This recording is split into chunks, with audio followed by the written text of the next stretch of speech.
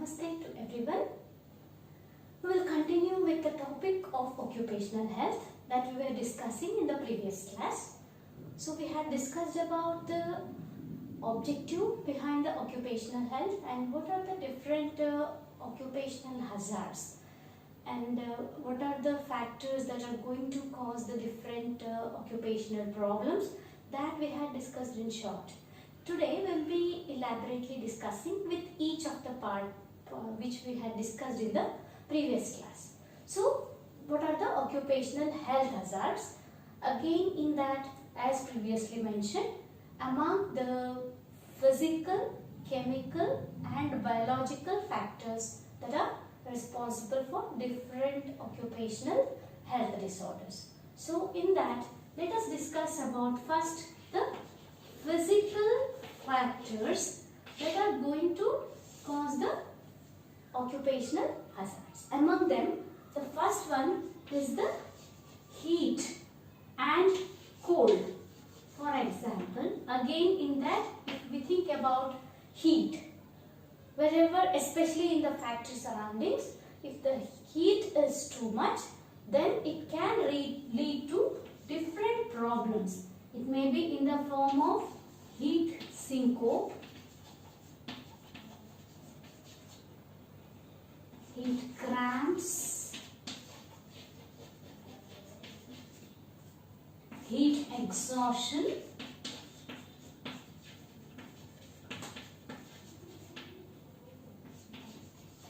heat hyperpyraxia, and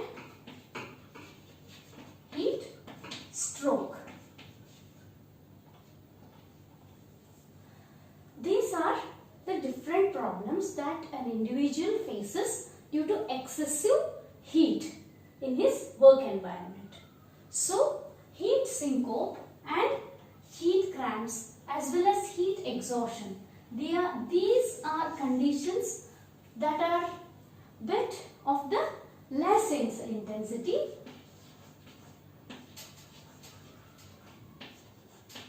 They can be treated easily. Then heat hyperpyraxia and heat stroke, they are more severe conditions. So let us discuss each one of this. Heat syncope.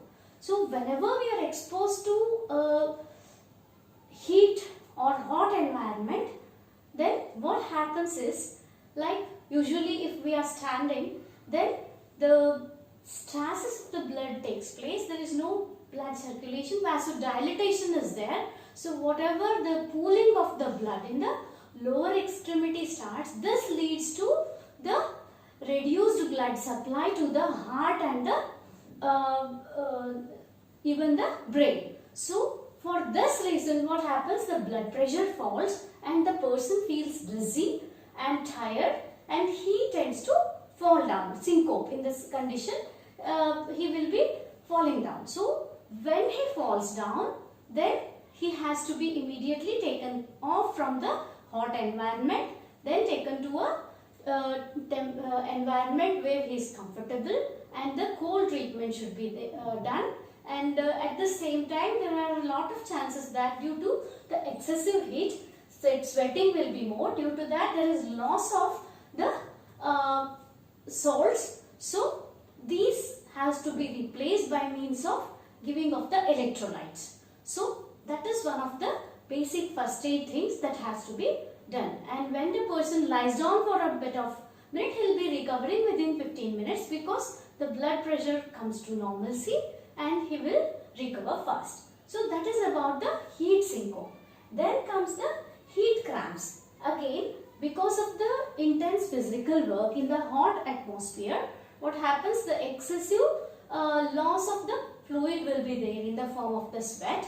If he doesn't take a good amount of the water and the electrolytes, then due to the reduced sodium levels in the blood, what happens? The muscle cramps develop. The painful muscle cramps develop, they are very painful. So again, the recovery is quite fast. They taken care of their electrolyte balance by giving the electrolytes through the water along with the fluid, taking care of the fluid of the body. So that is one of the basic first aids that need to be done in case of the heat cramps. And then the heat exhaustion.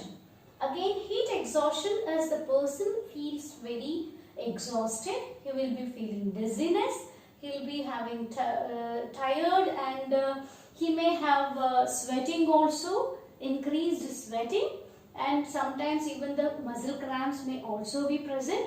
At the same time, on the examination, there may be hypovolemia, hypocalcemia, hypokalemia.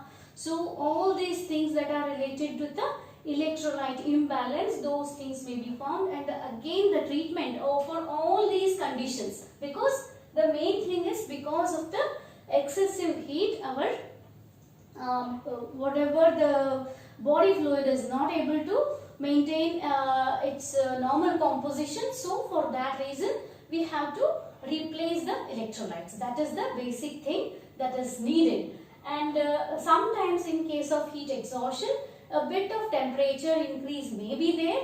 So a person may suffer from a temperature up to 102 degree Fahrenheit.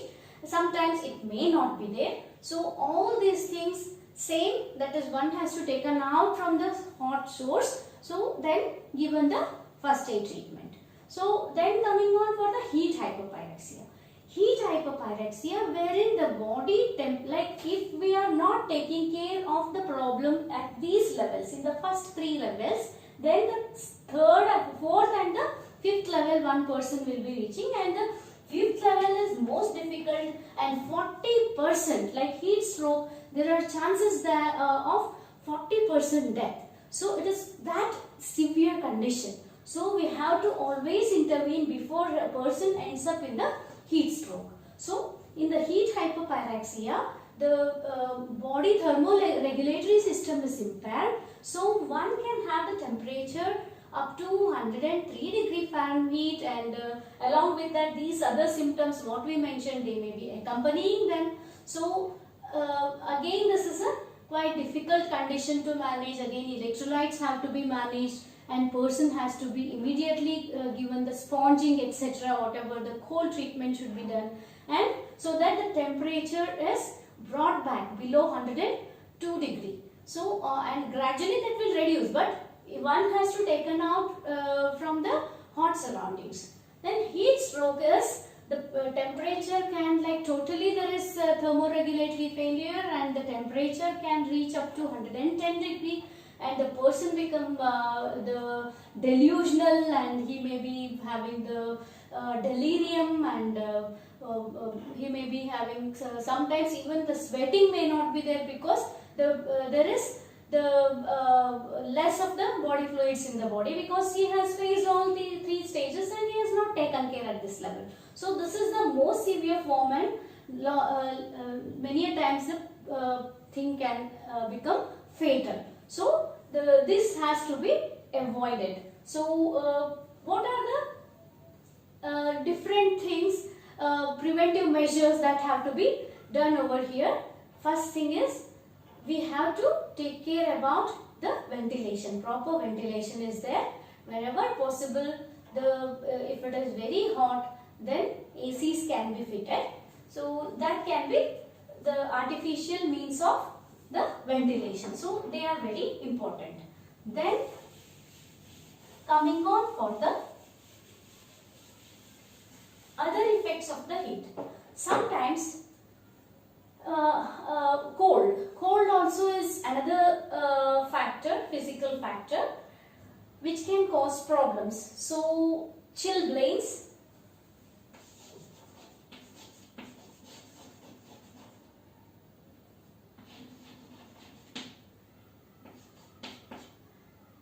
erythrocyanosis,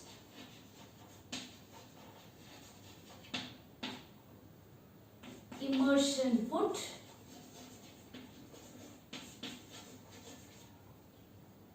frostbite, or hypothermia, general hypothermia. These conditions can occur. That is, due to heat there can be heat hyperpyraxia, and here it can be hypothermia.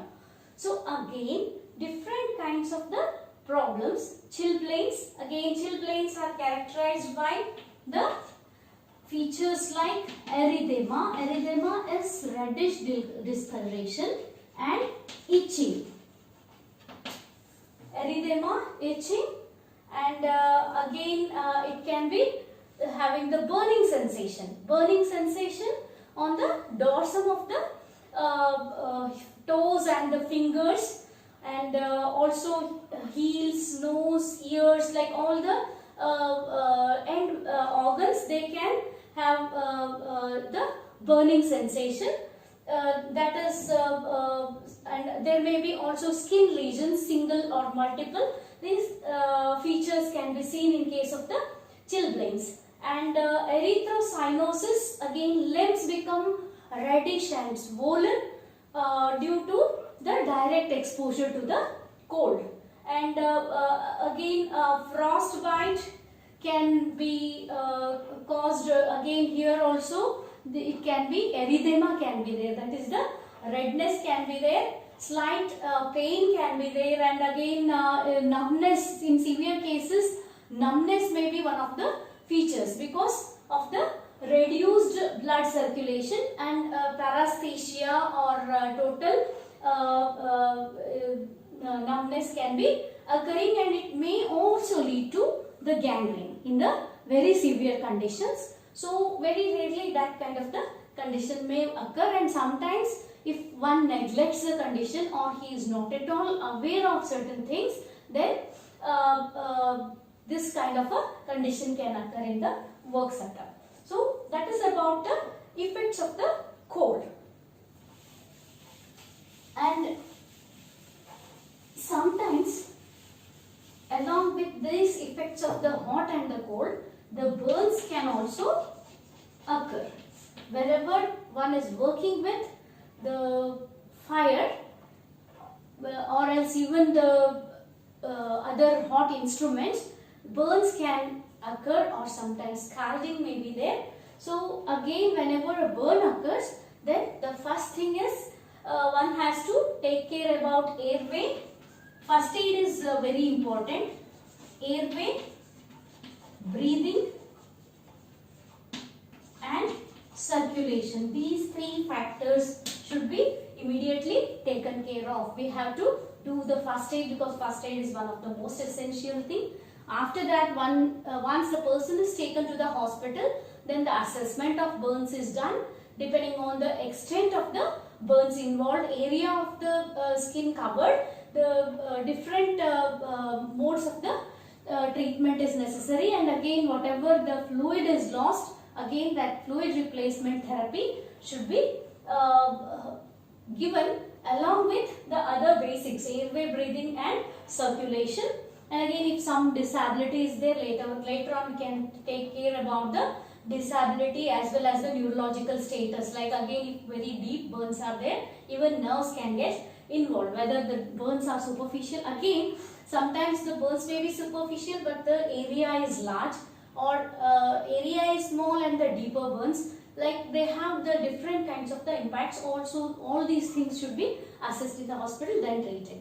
And first thing is we have to take a care to prevent these accidents. So that is the basic thing. Like once a person gets an accident, he'll go and get the treatment. That is the secondary thing. Over here in the occupational health, first of all, one should not come to this state of accident only. Like again, accidents can occur due to different reasons. One may be due to the faulty machines.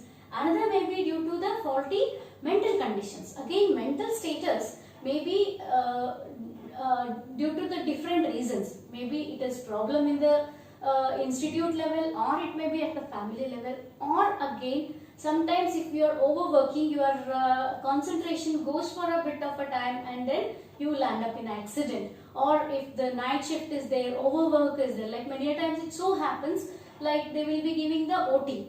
like over time. So because of that over time, like you're exerting yourself, and at some point the concentration is lost and you'll end up in an accident. So these kinds of the things should be avoided always. Another thing is light. Here light is a factor, physical factor. Again, it should not be poor or it should not be excess. Both the things are undesirable. And again, depending on the type of the work, the amount of the light should be decided. So different kinds of the amount of lighting required are already discussed in the section of the light chapter, wherein the very intense work as in watchmaking etc. may even need a light about 2000 to 3000 lux, wherein very intricate work is there. But again, it is to the direct lighting, it should not fall directly into the eyes. So always care has to be taken that always flashlights are not there. Again, whenever the lighting is excess, wherein welding etc., they always wear certain protective glasses for the eyes to protect. And again, minors nystagmus, such kinds of the condition can occur, wherein the nystagmus or continuous oscillatory movements of the involuntary oscillatory movements of the eyeball, that is minors nystagmus.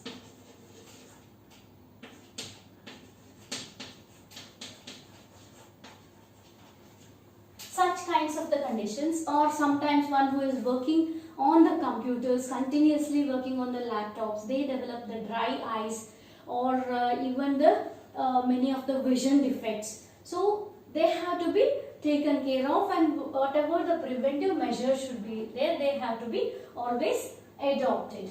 Then comes, it is not really due to the lighting, but it is due to the professional reasons. Again, excessive noise. Most of the times in the factories always there is excessive noise. It interferes with the working, and again it can be having the auditory effects. Auditory effects and two kinds non-auditory effects. Here auditory effects include the temporary and permanent hearing loss, because organ of the corti is gradually going to get affected, and once the organ of the corti is destroyed, then there is permanent hearing loss. And also apart from that, non-auditory effect, like the person can get irritated, annoyed, annoyance can be one of the problem, or headache, high BP, all such kinds of the problem can occur in case of the extreme noise or noise pollution. When somebody is working with some machine, some drillers, or that is exposure to the vibration, excessive vibration can also cause the problem. Here it can cause injuries to the joints, like whenever you are drilling up something or continuously drilling machines etc. Again, it can cause spasm or joint pain or joint destruction. Again depends on the extent of the injury, or different kinds of the joints, wherever we are which kind of a machine we are using, where we are stressing upon. So depending on those things, the problem where occurs, that depends, whether it is in the finger, whether it is in the wrist, or in the elbow joint, or in the shoulder joint. So all these things, usually like of the upper extremity, joints of the upper extremity are involved, because whenever we are working with the machine, we work with the hand, not with the legs. So the vibration most of the times occur to the hands. And there again certain thing like in the not only the vibration, continuously we are working with hand, then certain other conditions like carpal tunnel syndrome in case of the continuous use of computers, or neck pain, such kinds of the problems can also occur. Another factor among the physical factor, that is exposure to UV rays. UV rays, ultraviolet rays. Mostly it occurs in case of X-ray technicians or other health related people, or somebody who is working with the ultraviolet lamps. Such conditions, again most hazardous one is occurring of the cancers. So always these people who are working with X-ray, they have the rotation of the duty, very regular checkups of the health checkups. All preventive measures are taken care. Again ionizing radiation, if one is working with, if she is a lady, then always it has to be taken care. One who is pregnant, she should not be exposed to these kind of the atmosphere, because it has got the teratogenic effect. It can affect the baby, malformation, etc. can occur. Different kinds of the cancers, starting from the skin cancer to leukemia, or any cancer can occur if one is exposed to ultraviolet rays. Then comes about the different chemical hazards. What are different chemical hazards that are going to be caused?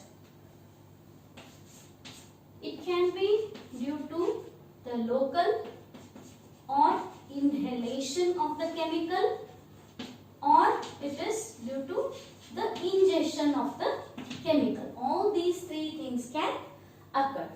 So, if locally one is exposed for chemical, what can happen? If the local exposure is there, most of the times here also it is the skin, mainly the hands, and sometimes if it falls down then it can be the feet also. So mainly the skin is involved. So the dermatitis,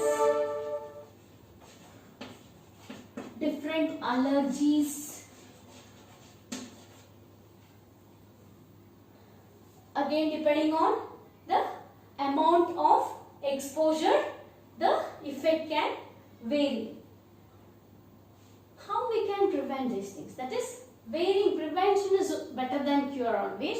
So wearing the gloves especially removes many kinds of the direct contact of the chemicals with the skin. So different kinds of the gloves are available, again depending on the chemical they are using. So that has to be taken care of. Again rubber gloves may be there, and or nitro gloves are there. So different kinds of the gloves can be used. Then inhalation of the chemical. So this inhalation of the chemical, it may be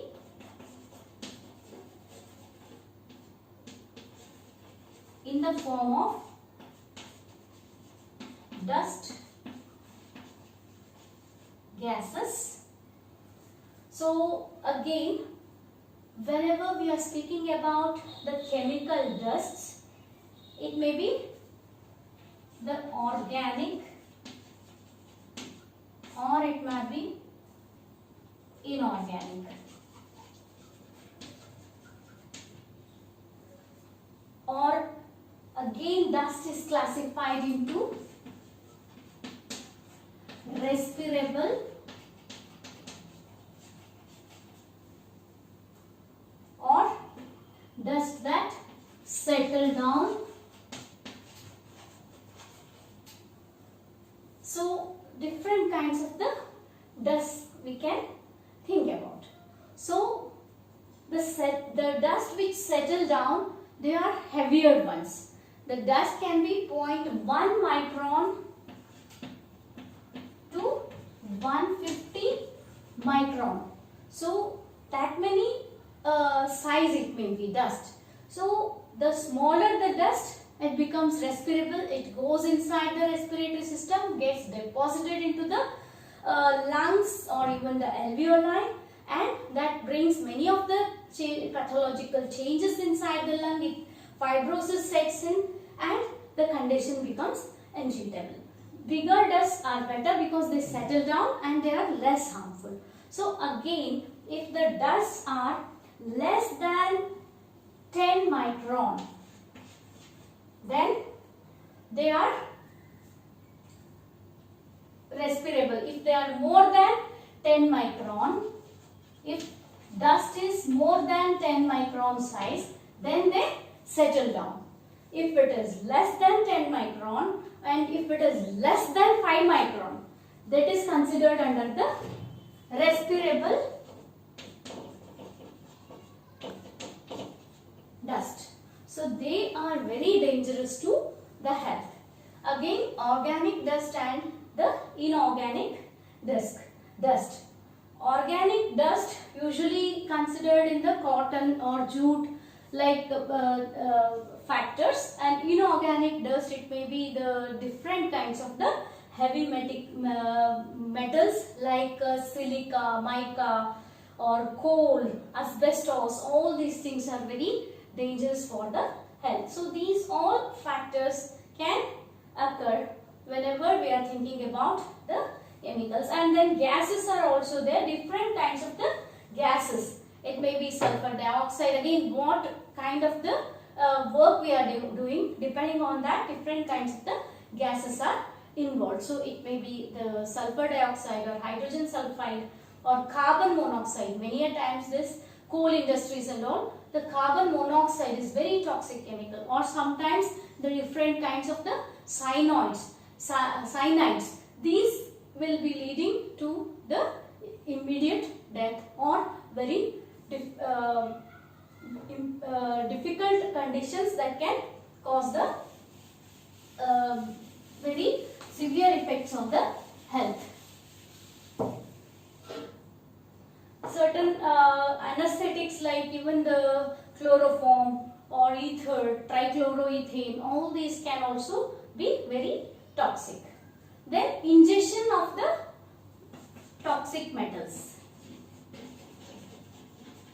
Ingestion sometimes so happens we are working with some chemical, maybe lead or sulfur, something like that, and what we do, we are not washing our hands properly and we are ingesting a particular thing, contaminated one. Because of that reason, again the ingestion of a particular chemical can take place, again depending on the amount of the exposure and the length of the exposure. Different kinds of the toxicity symptom, where it may be the chronic poisoning or acute poisoning symptoms can occur. So again, if we are taking proper care, then these kinds of the incidents doesn't occur.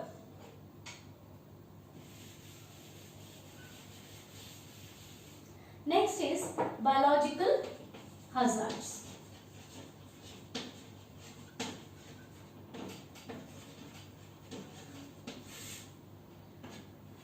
Different kinds of the viruses and bacteria, these are involved.